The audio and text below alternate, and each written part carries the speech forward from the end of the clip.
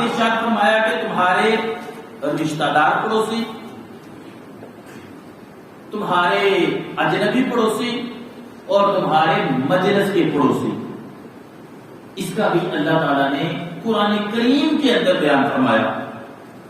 اور یہ نہیں کہ پڑوسی مسلمان ہوں، غیر مسلم بھی ہوں۔ اور اگر روایت کا میں خلاصہ بیان کروں تو 40 ہاتھ دائیں طرف یعنی 40 گھر دائیں طرف، 40 گھر بائیں طرف، 40 سامنے کی طرف اور 40 پیچھے کی طرف، یہ ہمارے پڑوس میں آتے ہیں۔ اور حضرت ام المؤمنین عائشہ صدیقہ رضی اللہ تعالی عنہا عرض کرتی ہیں کہ یا رسول اللہ میں 2 پڑوسی ہیں ہمارے، تو میں کس سے اچھے سلوک کی ابتدا کروں؟ تو نبی پاک علیہ السلام نے ارشاد فرمایا کہ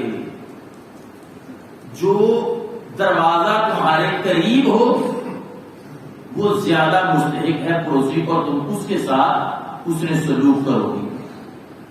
امام مجاہد بیان کرتے ہیں کہ عبداللہ بن عمر نے ایک بکری کو ذبح کیا اور اپنے گھر میں تشریف لائے تو گھر والوں سے پوچھا کہ ہمارا ساتھ کا جو یہودی پڑوسی ہے کیا اس کے گھر بھی تم نے بکری کا گوشت بھیجا ہے؟ پھر فرمایا بھیجا ہے کہ نہیں بھیجا، اور ساتھ یہ جملہ ارشاد فرمایا کہ رسول اللہ صلی اللہ علیہ وسلم نے فرمایا کہ جبرائیل مجھ کو ہمیشہ پڑوسی کے متعلق وصیت کرتے رہے، حتیٰ کہ میں نے یہ گمان کیا کہ کہیں پڑوسی کو وراثت میں حصہ نہ دے دیا جائے۔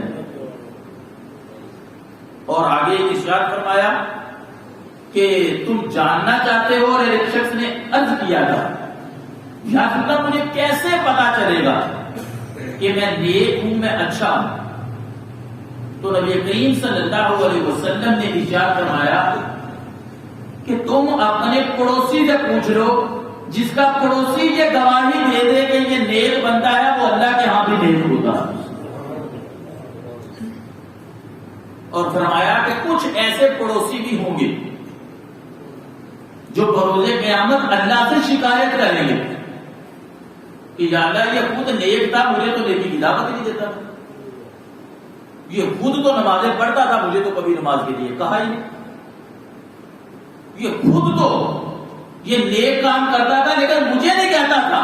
تو اللہ تعالیٰ بروز قیامت حاضر کر لے گا۔ اور ایک روایت میں نے یہ بھی پڑھی ہے کہ نیکی پڑوسی کو نہ دینے کے سبب اللہ تعالیٰ اس کو جہنم میں بھیج دے گا، کیونکہ ہمارے ہاں دیگر تعلیمات جہاں منہدم ہوئی وہیں یہ پڑوسی کے حقوق کی طرف کر لیے گئے، اور قرآن کی نص سے اللہ تعالیٰ نے یہ مجھے اور آپ کو ارشاد فرما دیا۔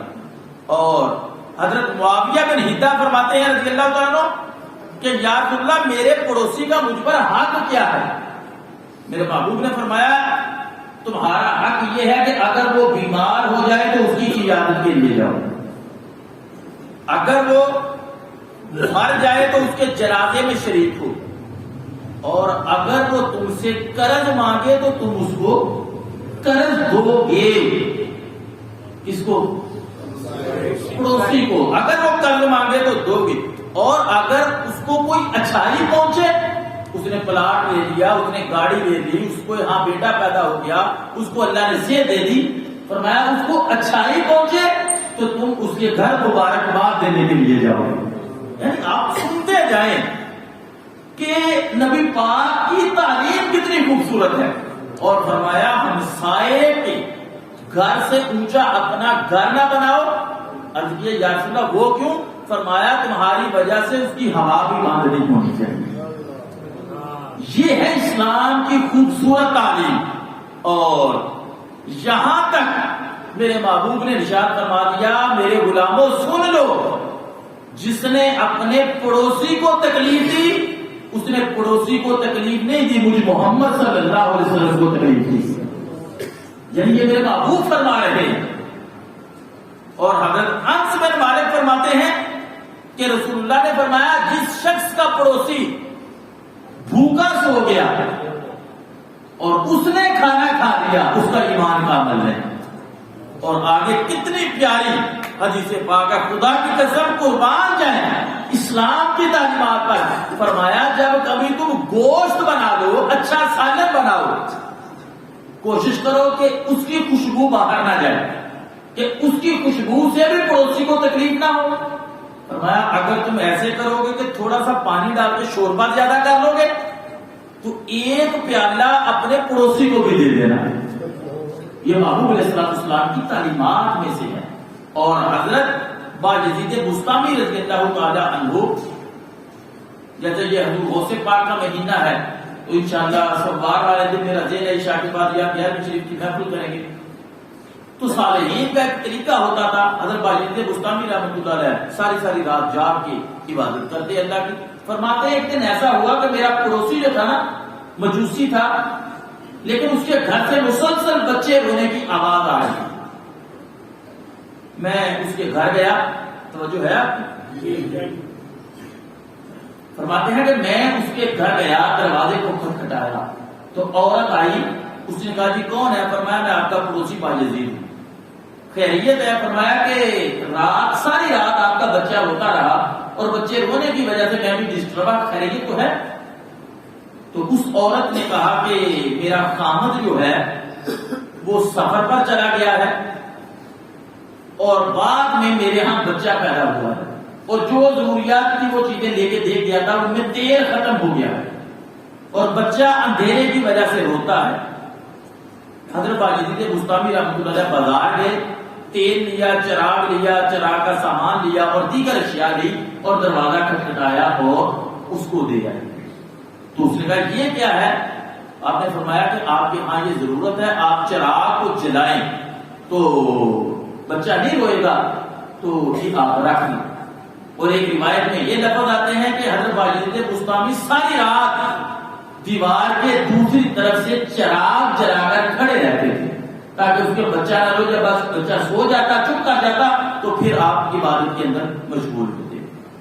وقت گزرتا گیا، وہ غیر مسلم واپس آیا اور آ کر اس نے جب اپنی عورت سے پوچھا تو عورت نے کہا یار عجیب معاملہ ہے، ہم اس بابا جی کے خلاف تو بڑا بغض رکھتے تھے لیکن اس نے تو کمال کر دیا۔ کہا کیا ہوا؟ کہا یہ بچہ پیدا ہوا تھا، روتا تھا، انہیں پتا چلا تو وہ دیگر اشیاء کے ساتھ چراغ کا سامان بھی لے کر ہمیں دے گئے۔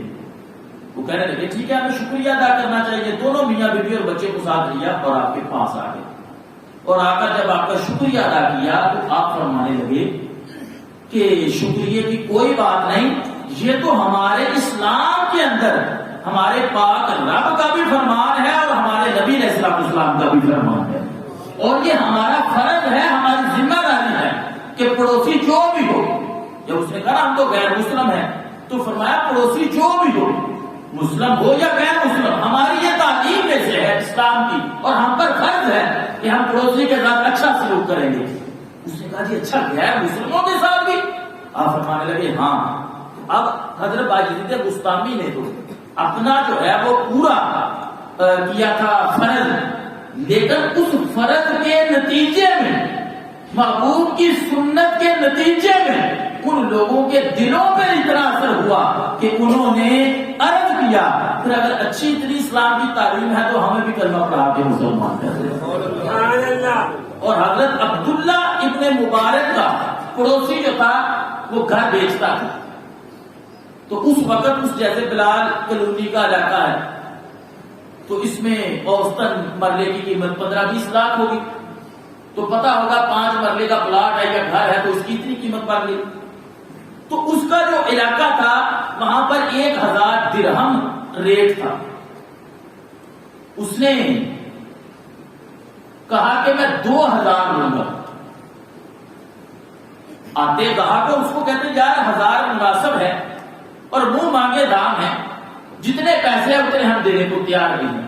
تو وہ کہنے لگا ہاں مجھے بھی پتا ہے کہ یہاں 1000 درہم جو ہے وہی ریٹ ہے، 1000 میں اپنے مکان کا لیتا ہوں اور 1000 عبداللہ بن عباس جو پڑوسی ہیں اچھے پڑوسی کا مانگ رہا۔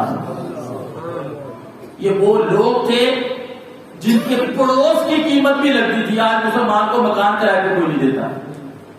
اور اگر ہم اغیار میں چلے جائیں، دیار غیر میں چلے جائیں، تو وہاں مسلمان فراٹیا 2 نمبر اور غریب پاسپورٹ دے کے کہتے ہیں، اور مسلمانوں نے بھی اپنا حلیہ ایسا بنا رکھا.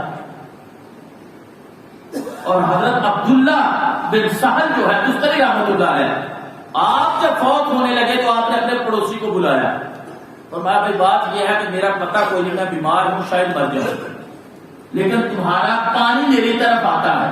جتنی دیر تو میں تھا میں برداشت کرتا رہا کہ تم میرے پڑوسی ہو، لیکن مجھے ڈر ہے کہ کہیں میرے مرنے کے بعد میری اولاد تم سے جھگڑا نہ کرے، لہذا اپنی دیوار کو درست کر لو تاکہ تمہارا پانی